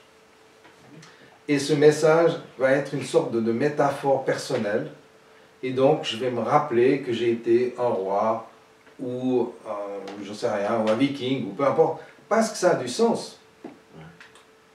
Je ne vais pas me rappeler que j'étais une espèce de bestiole bizarre avec 25 pattes et 3 têtes sur une autre planète. Parce que ce n'est pas dans mon imaginaire, ce n'est pas dans mes mémoires, donc je ne peux pas le créer. D'accord? Alors, quoi que ça, je pourrais encore le créer, parce que j'ai lu pas mal de BD. Mais on ne peut pas créer un truc qui ne vient pas de nous. Ça veut dire que le souvenir soit réel, correct, que ce soit vraiment une vie antérieure, ou que ce soit un faux souvenir, une métaphore que mon âme, alliée à mon esprit et à mon mental, se mettent ensemble pour créer, de toute façon, il est intéressant. Personne ne peut créer quelque chose qui n'a pas du sens pour lui. Donc, pour moi, les régressions dans les vies antérieures, par l'hypnose, sont intéressantes, de toute façon. Maintenant, je rechigne un peu à faire du tourisme de vie antérieure. Ancestral. Il y en a qui le font, ok, mais à mon avis, ça c'est vraiment bourré de création. Parce qu'il n'y a pas d'émotion, il n'y a pas de raison que ça vienne. Maintenant, je mets un petit peu des guillemets, parce que la personne, elle peut faire un voyage qui va lui apprendre quelque chose. Donc, même si c'est du faux souvenir, ça peut être intéressant quand même. D'une façon ou d'une autre, j'aimerais souligner, on le sait, mais on n'y pense pas assez souvent, qu'on n'a quand même qu'une seule vie. À la fois. Et que donc il est vraiment important et précieux de la réussir. Parce qu'un des trucs pervers de la réincarnation, on se dit « Oh, ben, je ferai ça dans ma prochaine vie. » et ça nous met dans une espèce ça peut mettre certains, en tout cas, dans une espèce de laisser aller. On dit « Bon, ben, c'est pas grave si je réussis pas cette fois. Je me rattraperai à la prochaine. » Donc il y a aussi cette ambiguïté par rapport à la croyance dans les réincarnations, c'est que bon, on a toute l'éternité pour se rattraper. On me dira on a aussi toute l'éternité pour souffrir, hein, parce que la vie humaine, c'est pas tous les jours drôle, mais en même temps c'est plein de plaisir, sinon on se flinguerait tous, quoi. Donc ça vaut la peine d'être vécu, ça vaut la peine. Maintenant, plus on avance, plus on évolue vers l'amour, plus on évolue vers la conscience, avec un grand C, là, le truc qui est au-dessus de nous, le truc qui est partout en nous, puisque ça vibre partout, le vide, hein. Plus on va vers ça, c'est-à-dire plus on est prêt à lâcher l'ego, finalement lâcher l'identité, eh bien, j'ai perdu le fil, plus on va vers ça, plus, voilà, plus ça devient plaisant de vivre. C'est-à-dire ça vaut le plaisir de vivre et ça ne vaut pas la peine de vivre. Hein. On change un petit peu le paradigme. Bien. Vous savez que dans les... On va parler d'hypnose un peu juste après, mais j'aimerais bien faire un petit intermède, si vous le voulez bien, avec une expérience. Enfin, une expérience. Voilà. On va partir en hypnose. Et même si c'est une courte expérience, ça peut être une grande expérience courte. Hein. Et donc, j'aimerais vous inviter, même la personne qui est à distance, de prendre une position confortable et mettez-vous un petit peu droit, mettez-vous un peu en position, enfin comme vous voulez, parce que de toute façon, vous pouvez partir en hypnose dans n'importe quelle position. Prenez une grande inspiration, s'il vous plaît, et l'expiration, laissez vos yeux se fermer, si ce n'est pas déjà le cas, et relaxez-vous. Vous n'êtes même pas d'ailleurs obligé de vous relaxer, il vous suffit d'observer comment votre corps se relaxe tout seul, et de sentir comment vos mains sont posées, là où elles sont posées, dans quelle position, dans quelle détente, ces mains peuvent se mettre comme si elles se mettaient à s'endormir. Et au fur et à mesure que les mains s'endorment, et c'est comme si ça montait dans les bras, un peu comme de l'encre dans un buvard, et l'endormissement remonte dans les bras. Et pendant que vous pouvez observer cet endormissement, qui se fait à son rythme et à sa façon, vous pouvez également porter votre attention sur votre respiration. Une respiration qui se relâche de plus en plus. Et dans cette respiration, vous pouvez entrer comme si c'était un tunnel. Laissez-vous simplement emporter dans ce tunnel comme si vous étiez une bulle de savon qui flotte et qui est aspirée très lentement et très confortablement à travers ce tunnel, au bout duquel se trouve de la lumière. Et quand vous atteignez la lumière, vous entrez dans un espace, une autre dimension. Vous le voyez, n'est-ce pas? Vous pouvez le ressentir. Vous pouvez avoir cette sensation de légèreté qui vous enveloppe. Une bulle comme autour de vous, ou comme si vous étiez la bulle. Ou peut-être même comme si vous étiez le vide à l'intérieur de la bulle. Et c'est tellement agréable de ressentir cela et de se laisser flotter, emporté par une sorte de courant chaud et confortable, agréable, qui vous caresse, vous porte en toute sécurité dans cet espace que vous atteignez, que vous commencez à découvrir, à explorer. Vous pouvez imaginer toutes sortes de belles choses autour de vous. Vous seul savez à quoi ça ressemble. Des choses vraiment agréables, joyeuses, heureuses. Des choses qui vous permettent de vous sentir en connexion, peut-être avec des éléments du passé, d'un lointain passé, ou d'un passé encore plus lointain. Et comme les choses se mélangent, peut-être pouvez-vous même avoir une sensation de voir des choses du futur. Comme si vous vous voyiez vous-même, juste là, le vous du futur, qui s'approche de vous pour vous dire quelque chose d'important, quelque chose de précieux. Ce vous du futur vous glisse un secret à l'oreille ou vous offre un objet que vous recevez et que vous intégrez dans votre bulle, en vous.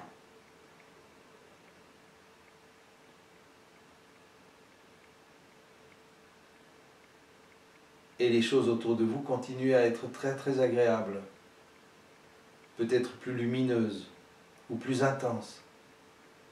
Et votre regard peut se porter au loin, très loin, et bien plus loin encore que le très loin, jusqu'où votre être a envie de se propager. Libre de toute attache. Et juste pour un instant, libre de toute identité.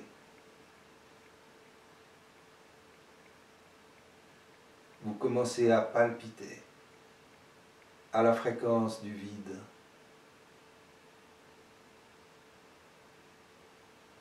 Vous êtes pour un instant.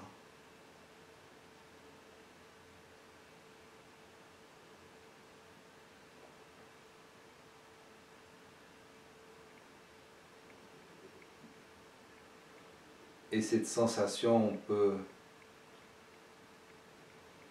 s'amplifier.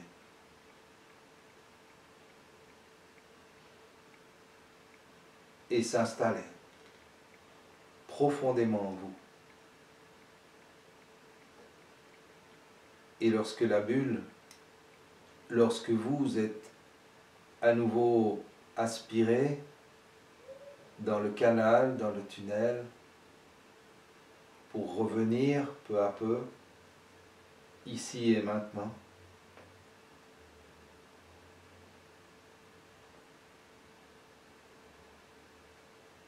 tout ce que votre âme a créé, vous l'emportez avec vous. Vous le ramenez. Et vous trouvez quelque part dans votre corps, le corps d'ici que vous êtes en train de retrouver, une place de choix pour déposer cela.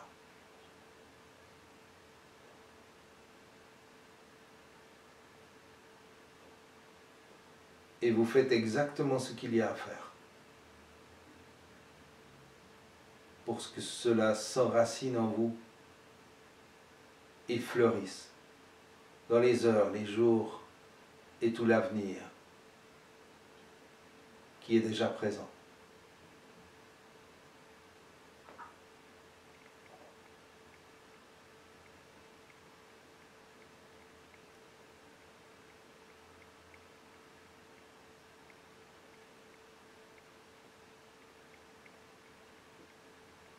Voilà.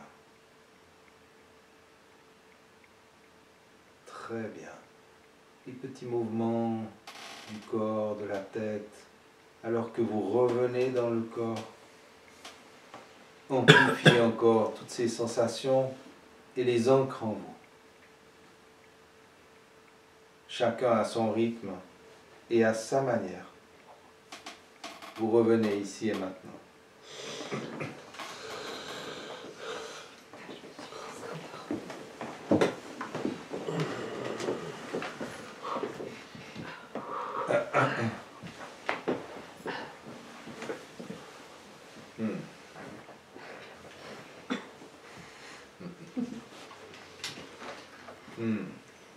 Quelqu'un aurait envie de partager quelque chose sur cette courte expérience?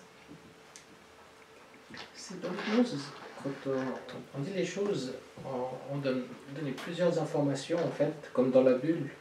Qu'en fait on peut être la bulle, qu'on peut être dans la bulle, qu'on peut être à l'extérieur de la bulle, et puis qu'en fait on ne sait plus où on est. Ouais, c'est un peu. Ouais, c'est très bien. On jongle un peu, comment dire. Au niveau de la technique, organisation, je sais pas préciser. Ça c'est une question c'est une chouette question parce que ça permet de parler un tout petit peu de techniques hypnotiques en fait. Hein. L'hypnose est une technique qui utilise le langage et qui utilise un langage particulier qu'on appelle généralement le langage vague. C'est-à-dire c'est une manière de parler où je dis rien, en fait, je dis rien de précis. Ce qui fait que, et en particulier, bon, c'est déjà valable avec une seule personne, mais en particulier quand on travaille avec un groupe, il est très important d'être en langage vague. Alors, il y a quand même une intention, il y a l'idée de la bulle. Hein. Alors la bulle, c'est un symbole. C'est un symbole de légèreté, c'est un symbole de liberté, c'est un symbole de fragilité, mais en même temps de résistance. Hein. Donc il y a un petit peu des paradoxes. Et puis après, ben voilà, il y a le tunnel avec la lumière. Ça, c'est aussi évidemment un symbole fort pour sortir de la réalité, pour atteindre une autre réalité. Mais après, c'est tout du langage vague, c'est-à-dire suffisamment imprécis que chacun puisse faire exactement ce qu'il a besoin de faire. Mais c'est un peu cartésien qu'on a besoin d'avoir un repère, on se perd. Oui, exactement. Et j'ai pas parlé d'être à l'extérieur de la bulle. J'ai parlé d'être la bulle, d'être dedans, mais j'ai pas parlé d'être dehors. Non, mais on peut être... Ça, c'est vous qui l'avez ajouté.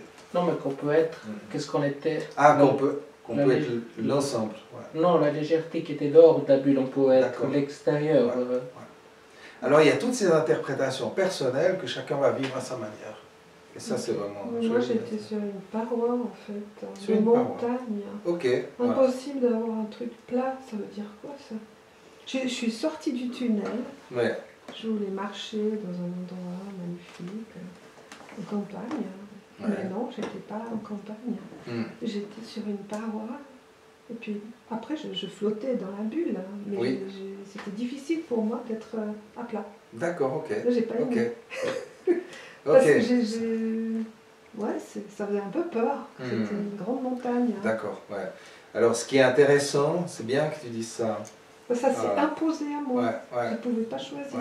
Oui, tout à fait. Ouais, tout à fait. Non, mais c'est clair que tu ne peux pas choisir. J'ai fait 10 ans de marathon. De toute façon, ça va chercher dans tes mémoires. Ouais.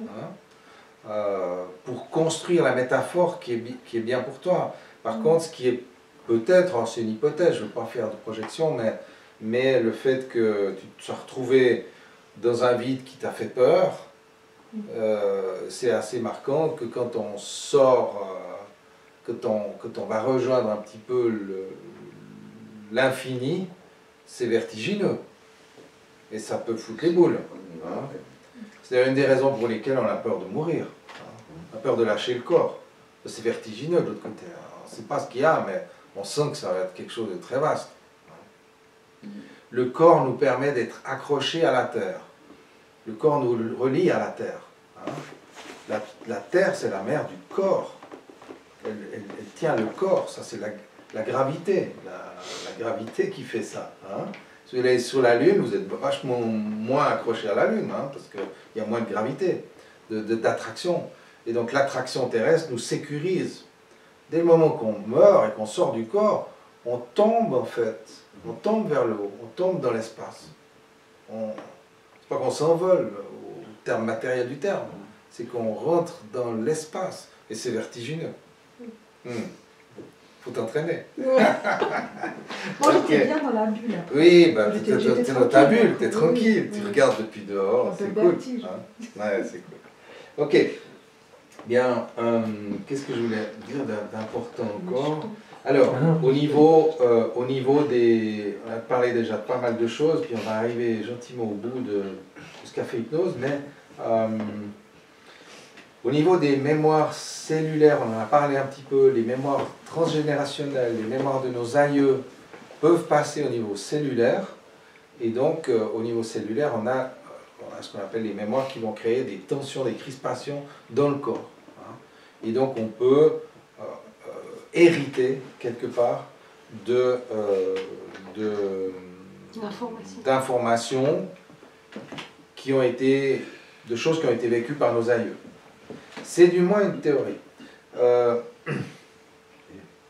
J'aimerais quand même parler un petit peu de qu'est-ce qui se passe quand même. J'ai parlé de l'imaginaire. L'imaginaire qui est dans le mental, hein, relatif à nos expériences vécues, donc des mémoires qui ont été enregistrées dans notre cerveau, qui servent de matière pour créer des nouvelles voilà, créer des choses. On a parlé de l'âme, de la conscience, mais quelque part, moi, il y a quelque chose qui me plaît assez dans cette histoire de vide qui vibre, la vibration du vide et le fait qu'il n'y a pas de temps. Pas de temps, pas d'espace, donc pas de matière. Il y a une théorie qui parle, je ne sais plus exactement comment ça, quel est le nom, je crois que c'est la transincarnation ou un truc comme ça. C'est l'idée qu'on vit plusieurs vies en même temps. La même âme vit plusieurs vies en même temps dans divers univers, dans des univers parallèles.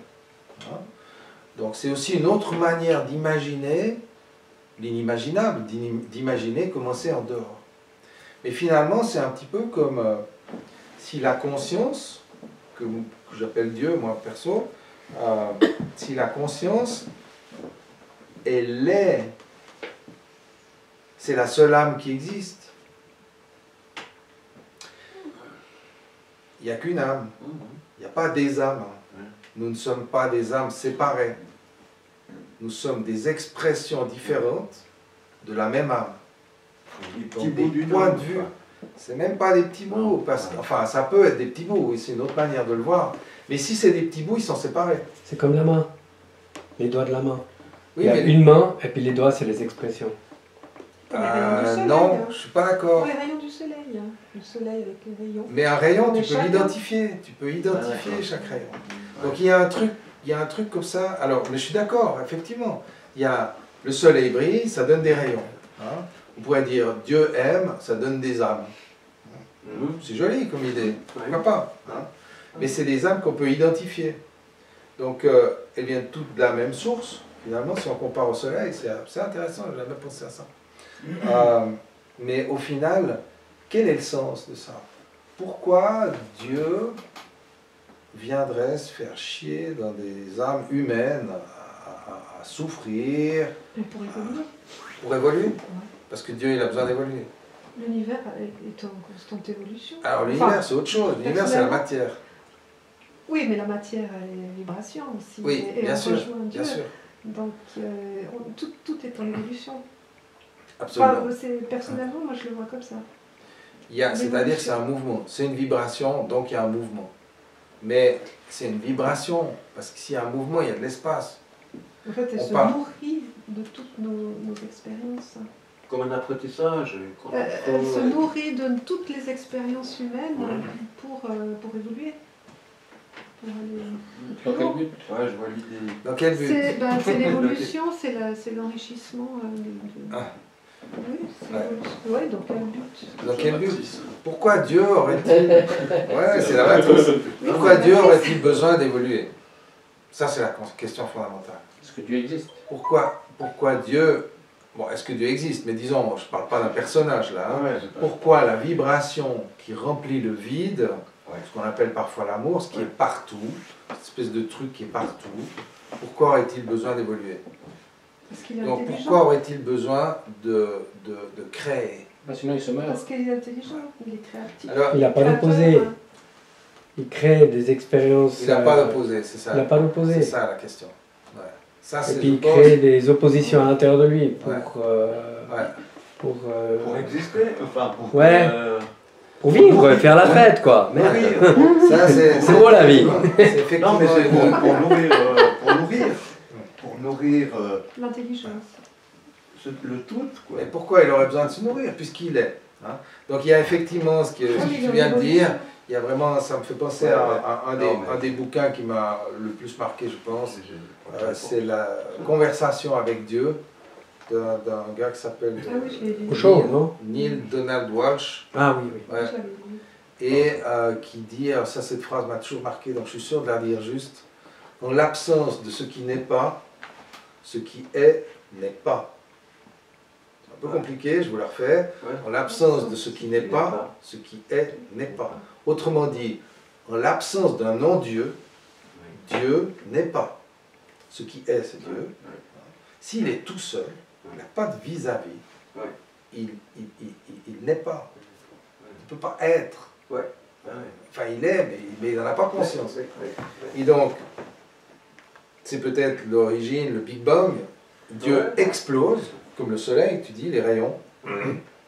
Dieu explose en 1000 morceaux, se sépare pour prendre conscience qui se reconstitue, pour prendre conscience de lui-même.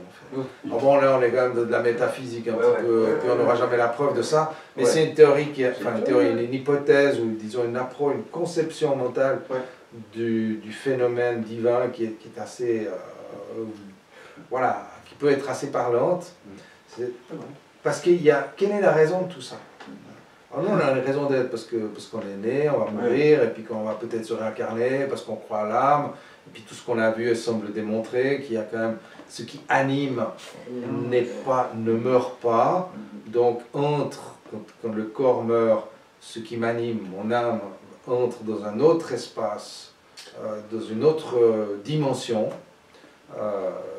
dans laquelle possiblement je peux rencontrer d'autres personnes qui entrent dans cette dimension. Donc les âmes se rencontrent, se retrouvent, font peut-être des plans, et puis s'ils n'ont pas suffisamment de capacité de lâcher prise pour abandonner leur identité, c'est-à-dire se fondre dans le tout, et bien à ce moment-là, il dit « Ah non, c'était trop bien, moi je vais encore un peu manger de la fondue, je vais encore un peu me marrer. » Et puis, hop, on replonge pour apprendre plus.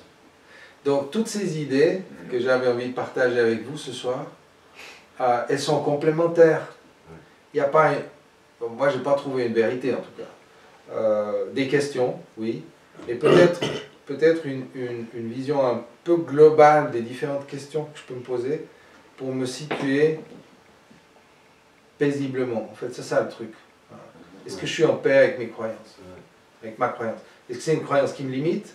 Et c'est une croyance qui m'expand et dans laquelle je suis en paix. Après, bien entendu que les choses vont continuer à évoluer, je vais continuer à étudier, à apprendre, à découvrir, à expérimenter, et que ma vision, elle va se préciser de plus en plus, mais il me semble que plus on s'approche du réel lâcher-prise, c'est-à-dire lâcher prise sur tout ce que j'aime, lâcher prise sur tout ce que je possède, c'est-à-dire y compris sur moi, c'est-à-dire y compris sur mon âme, plus je vais dans cette direction, plus je suis paisible. Ça s'appelle l'amour, hein? Ça s'appelle l'amour, ouais, peut-être. Ouais. Bah oui, c'est ça, sans doute. En tout cas, on est dans cette vibration de reliance, parce qu'on va vers de plus en plus d'ouverture, de plus en plus d'amplitude, pour aller vibrer dans le vide de l'univers, ou se mettre au diapason de cette vibration du vide. En tout cas, moi, ce que je trouve intéressant dans l'évolution, comme tu disais, pour l'évolution, moi j'aimerais rajouter que si on croit à la réincarnation, aux vies antérieures, et puis comme on parle beaucoup en ce moment de faire un travail avec les vies antérieures, qu'il faut, pour se développer, faire un travail avec les vies antérieures, moi je mettrais des précautions un petit peu, qui peuvent rejoindre un peu l'idée de Philippe, dans le sens où on peut partir sur l'idée que ce soit l'imaginaire qui crée tout ça. Et puis, si on doit faire un travail avec les vies antérieures, pour en avoir fait beaucoup, moi je dirais attention. Je dirais attention, et au final de dire, finalement, est-ce que ça me fait évoluer? Est-ce que ça me fait grandir? Est-ce que ça me fait du bien? Et de toujours garder ça à l'esprit, de se dire, qu'est-ce que ça m'a apporté cette expérience? Que ce soit dans une régression par l'hypnose ou par un autre moyen, d'apporter toujours cette conscience et de se dire qu'est-ce que j'en retire, qu'est-ce que ça m'apporte en positif, puisque le but c'est quand même un peu ça. Et l'attention que je mettrais par rapport à toutes ces régressions de vie antérieure, c'est de ne pas aller se charger et de se flanquer des couches de vie antérieure qui finalement nous enferment et nous empoisonnent, parce que finalement c'est une autre pensée, une autre forme pensée qui vient nous envahir, et c'est là où je dis qu'il faut faire attention, parce que finalement, ah là là, qu'est-ce qu'il m'a dit? Alors, ou c'est moi qui suis partie en vie, en régression dans une vie antérieure, ou on m'apporte l'information que j'ai été un petit Chinois qui a fait je sais pas quoi au bord de la rivière puis qui s'est noyé. Qu'est-ce que j'en fais de ça? Qu'est-ce que ça m'apporte? Et puis de dire justement, est-ce que c'est pas en train de m'engluer? Est-ce que je suis pas en train de me coller une mémoire supplémentaire? J'en ai déjà assez à nettoyer dans cette vie pour évoluer en conscience, de déjà nettoyer tout mon passé, et puis les relations avec mes parents, et puis avec les grands-parents et les mémoires, etc. Puis quand on va faire ce genre de travail, de se dire, ok, est-ce que j'en ressors plus léger? Est-ce que j'avance vers un mieux-être ou pas? Ça dépend de la vie quand même. Non, mais la vie qu'on a eue ou les vies qu'on a eues précédemment. Mais c'est vraiment important de souligner ça parce que, comme tu le dis si bien, on peut se rajouter des couches. Et j'aimerais rappeler qu'on a parlé tout à l'heure des âmes parasites, des squatters, hein, et que quand tu vas visiter une vie antérieure, qui te dit que c'est la tienne? Ah ouais. Et que c'est pas celle de ton parasite qui est en train de t'envoyer des trucs, tu vois. Encore une fois, je mets parasite gentil, hein, je l'utilise de manière gentille, juste pour qu'on comprenne. C'est quelqu'un qui est accroché, hein, comme une moule s'accroche sur la coque du bateau, et c'est pas plus grave que ça, mais de temps en temps, si on veut aller vite avec son bateau, il faut enlever les moules, quoi. Sinon, ça glisse pas. En tout cas, moi, j'ai l'impression d'avoir fait l'expérience des deux. Dans toutes les expériences avec différents thérapeutes et différentes expériences chamaniques et différentes choses que j'ai pu faire, pour moi j'ai clairement les deux informations, c'est-à-dire de couches, je ne sais pas si c'est mon imaginaire qui a créé ça ou la personne qui m'a donné une information qui n'était pas du tout juste, et puis qui m'a enfermée, qui m'a rajouté une couche de merde. Et qui m'a alourdi, et je peux témoigner d'avoir fait l'expérience de choses complètement inconfortables aussi, qu'on m'a dit ou que j'ai vécu dans des régressions, qui m'ont apporté, et qui m'ont apporté, et du coup je dirais que ça m'a fait conscientiser quelque chose dans mon présent.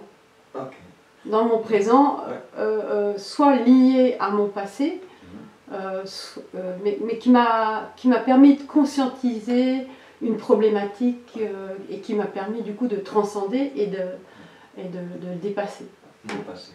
Mais je pense que c'est important, ça me fait penser aussi ce que tu dis, au fait qu'il y a dans l'hypnose en tout cas, mais avec n'importe quel thérapeute, je pense, dès qu'il y a de la proximité, il y a une fusion, il y a une vibration entre les personnes, entre le thérapeute et le consultant, qui fait que le thérapeute est responsable, et je pèse mes mots, de ne pas venir polluer la pensée de son client. Parce que moi, je ne suis pas un grand spécialiste des régressions dans la vie antérieure, j'ai lu quelques livres là-dessus. Ce qu'on observe, et ce que j'ai pu voir dans les enquêtes, c'est qu'il y a des spécialistes des vies antérieures, mais ils ont tendance à avoir des clients qui vont toujours dans le même truc. Et comme si c'était leur projection. Il y a des hypnos qui font des vies antérieures, ils vont tout le temps chez les extraterrestres. Ils n'arrêtent pas d'avoir des clients qui ont des vies extraterrestres, des vies passées extraterrestres. Ça dépend de l'agence de voyage qu'on va voir. Il y a un peu ça, et ça fait un peu agence de voyage. Et donc, moi, je vois dans ma pratique déjà à quel point je dois être vigilant pour ne pas influencer la pensée, parce que c'est mon intention qui va. Donc, tant que j'ai une intention neutre, comme on parlait tout à l'heure, du langage vague, d'avoir une intention vague aussi, qui est uniquement positive, ouverte, comment on dit, soutenante, mais qui n'a pas de projection, de direction, à ce moment-là, la personne, elle peut vraiment contacter ses ressources. Mais si moi j'ai une intention, si moi j'ai une envie, si moi j'aime bien les réincarnations qui amènent sur les autres planètes, bah, je te fiche mon billet qu'il va y avoir un client sur 2 qui va y aller, tu vois. Parce que je vais orienter, même inconsciemment. Et donc, vraiment, il faut faire un petit peu attention à ça. Mais quoi qu'il en soit, et comme tu l'as dit Clairvy, il y a le truc que on va faire le parallèle, qu'est-ce que ça m'apporte dans ma vie? Qu'est-ce que ça m'apporte? Et c'est pour ça que moi j'en fais assez peu de régression dans les vies antérieures. J'en fais quand ça vient spontanément. Il y a tout d'un coup quelque chose qui vient et on s'en occupe. Mais je ne fais pas de tourisme, donc je ne vais pas forcément chercher. Je pense qu'on a déjà largement assez à faire avec sa propre vie, avec son propre passé depuis la naissance, l'enfance, etc. Que notre cerveau il est déjà saturé avec toutes les émotions qu'on a vécues dans cette vie. Et que si on pouvait se rappeler de nos autres vies, notre cerveau il exploserait. Je pense qu'il n'est pas du tout fait pour. Hein.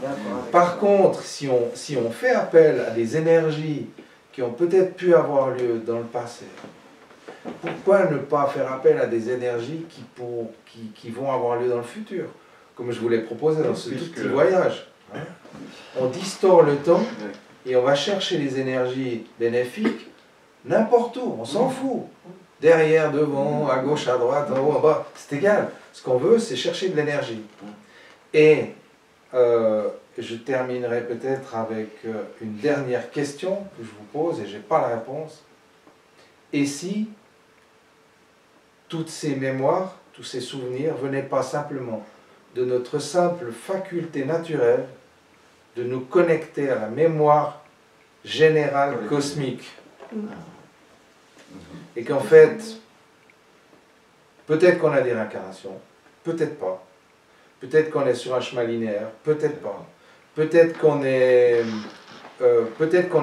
peut se connecter, ou certains peut-être plus facilement que d'autres, se connecter à la mémoire universelle et avoir des informations et percevoir des informations qui prennent du sens pour soi.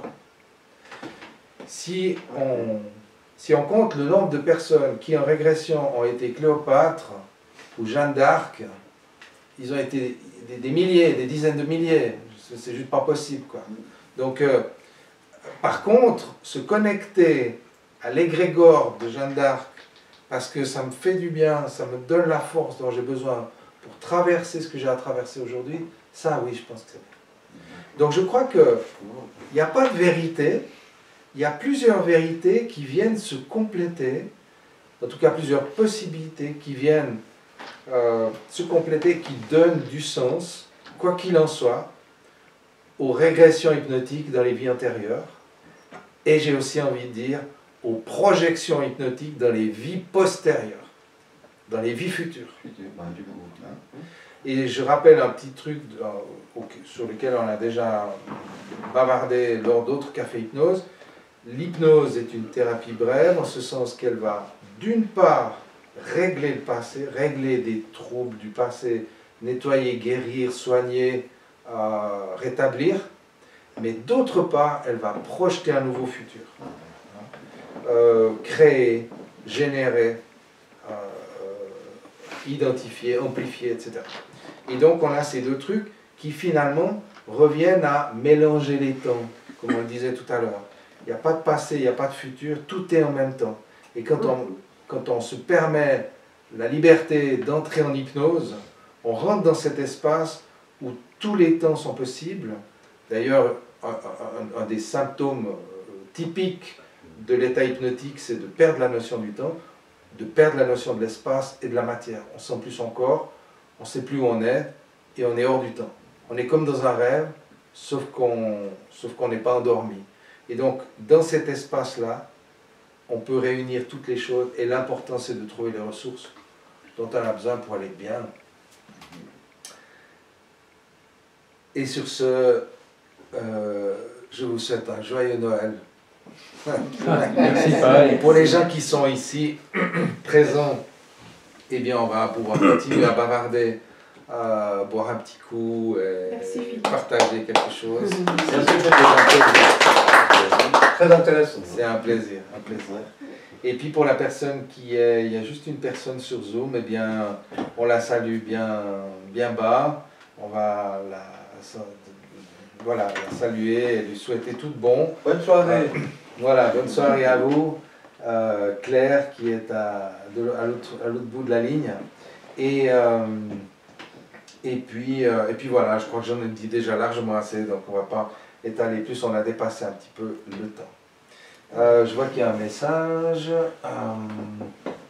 On parle de, voilà, connaissez-vous Brian Weiss, me dit-elle déjà il y a un petit moment. Alors non, je n'ai jamais entendu ce nom-là. Et puis, autre remarque, dans un cadre de psychogénéalogie et d'explication en décodage biologique, la régression peut être salvatrice, dit-elle. Et c'est absolument vrai, la régression est un outil puissant. Je crois qu'on a pu, même si on ne comprend pas exactement et qu'on ne peut pas être sûr de sûr, que c'est vrai, pas vrai, inventé, de notre propre histoire, de l'histoire d'un aïeul, ou pris dans les mémoires akashiques ou les mémoires de l'univers, finalement, peu importe, l'essentiel c'est qu'on arrive à trouver les ressources pour vivre aujourd'hui, pour avancer, pour être heureux et pour aimer. Et ça, c'est vraiment ce qui est important. Alors voilà, merci pour cet échange à distance, Claire. Je vais couper ici et puis nous, on va aller se boire un petit coup. Au revoir. Merci, merci.